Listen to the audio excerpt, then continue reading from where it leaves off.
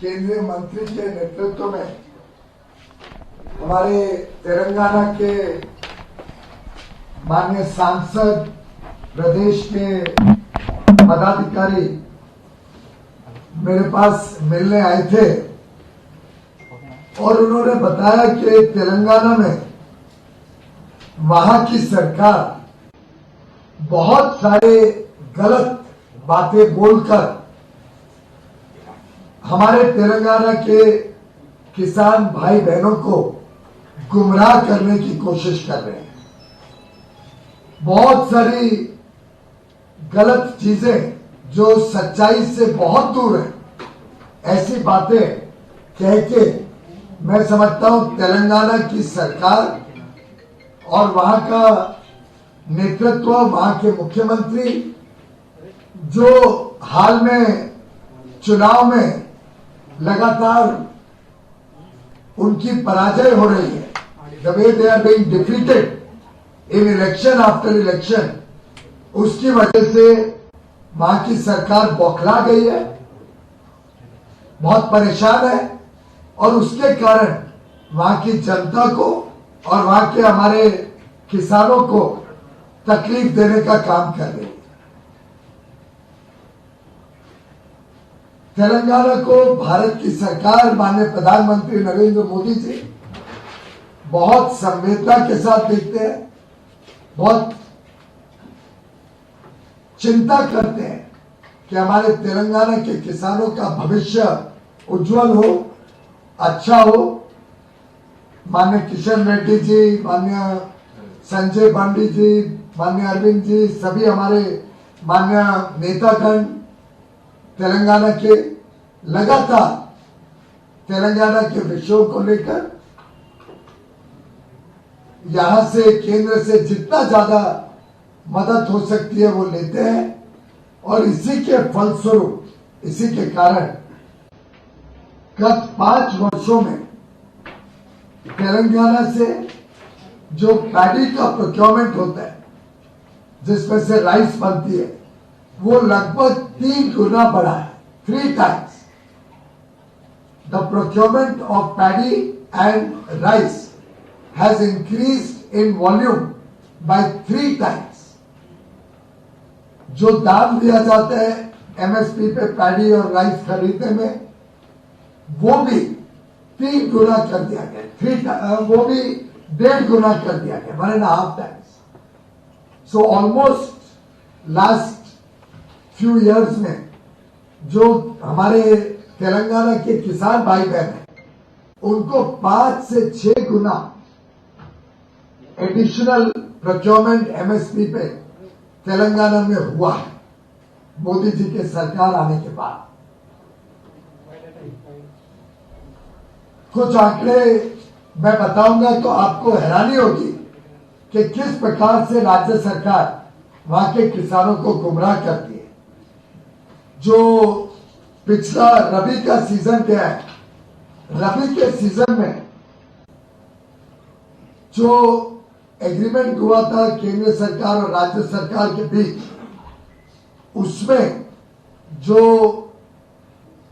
यहां पे चावल या पारबॉइल्ड राइस देनी थी, उसमें से आज तक 27 लाख टन एफसीआई को डिलीवरी नहीं की गई।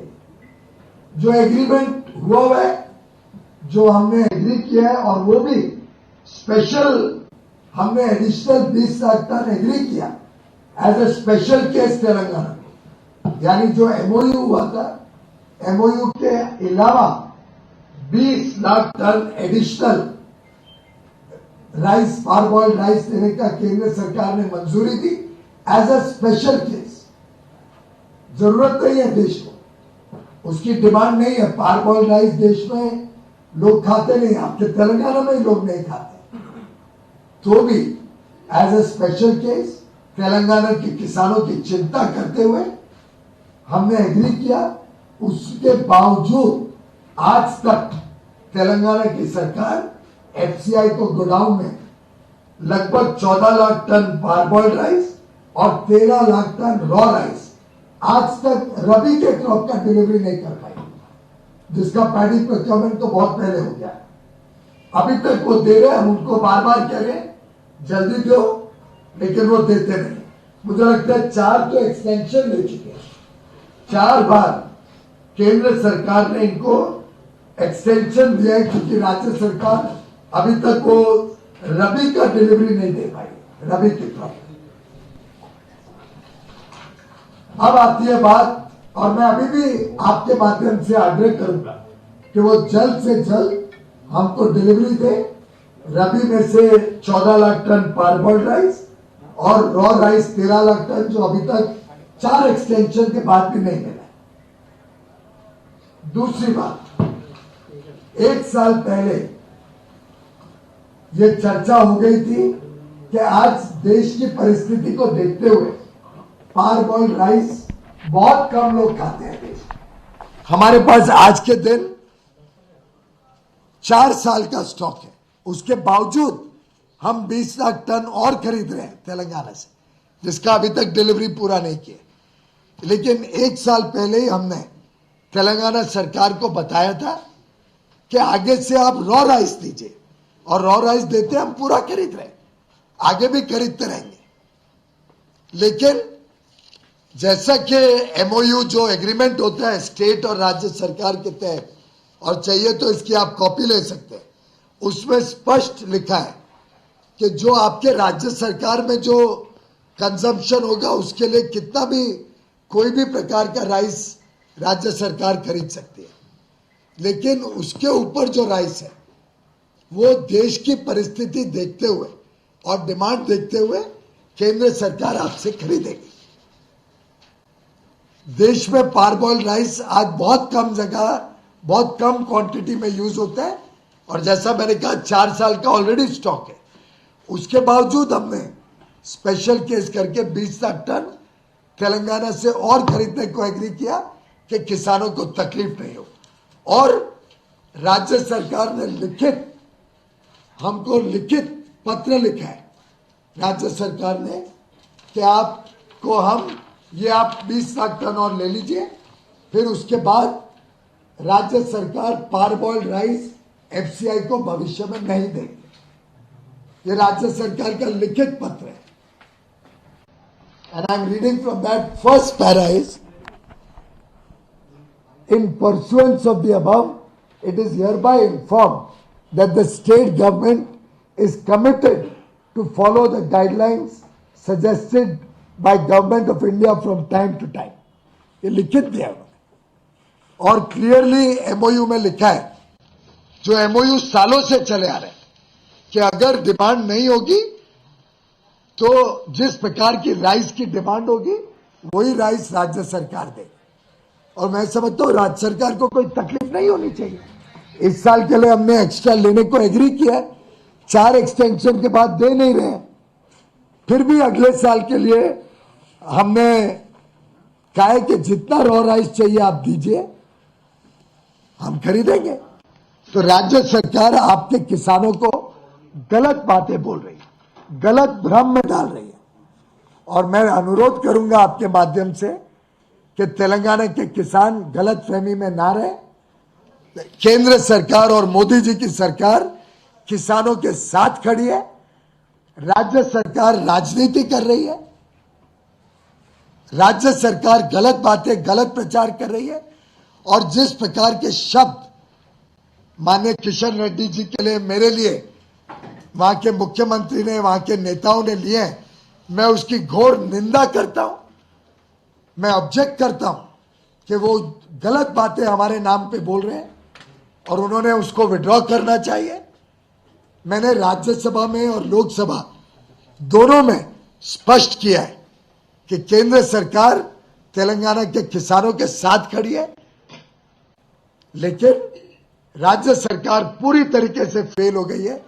जो उन्होंने हमें कमिटमेंट दिया था सप्लाई करने का, वो भी नहीं सप्लाई कर पा रहे हैं। हर बार नए नए आंकड़े लेके आते हैं। मैंने यहां तक कहा था कि आप ये 27 लाख टन रबी का दे दो, फिर भी कुछ बचा होगा तो मैं संवेदना के साथ उसको भी देखूंगा, ले लूंगा।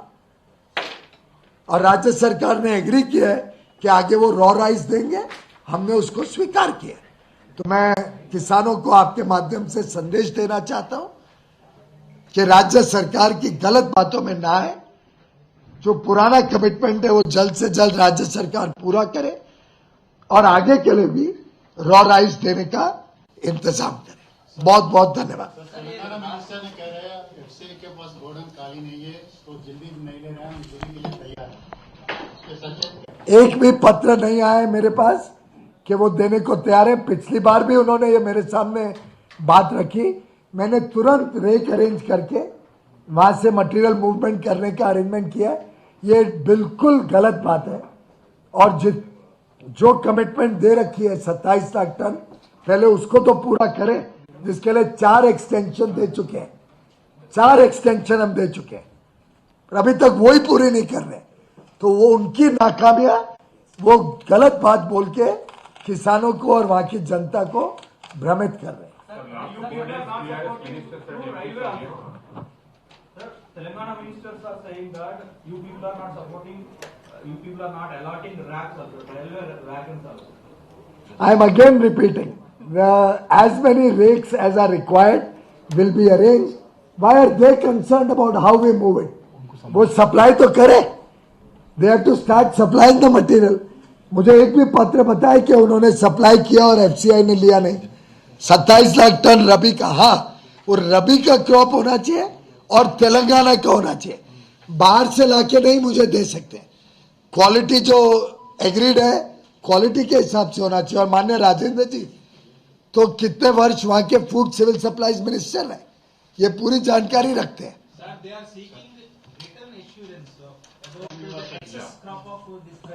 But sir, they have to first give us the rabi crop of last year, and I have said it on the floor of the house. They have to give me raw rice, which is procured and produced locally in Telangana. If they try to mix up from anywhere else, or if they give quality which is not as per FAQ, and try to make politics in Telangana, that is totally unacceptable. And I think it is the failure of the state government because of which they are making all these allegations. They are saying we are sitting here from Saturday. I have not invited them. They are making false allegations that I am not giving them time. I was in Mumbai on Saturday. I was in Uttar Pradesh on Sunday. Who asked them to come and sit here? I am surprised. There should be so much. We are all busy. Everybody is busy in our work. How they are all so free that they don't have any work? Because they don't want to serve the people of Andhra Pradesh. What about the stocks piled up? What about the stocks piled up with farmers and purchasing centers? This is a DCP state. Center doesn't procure directly. The state government procures from the farmer, converts to raw rice and gives it to us. But if you give estimates to them, then they will take from the farmers. We have already got an MOU. That MOU very categorically states, and you can read clause 18 if you want.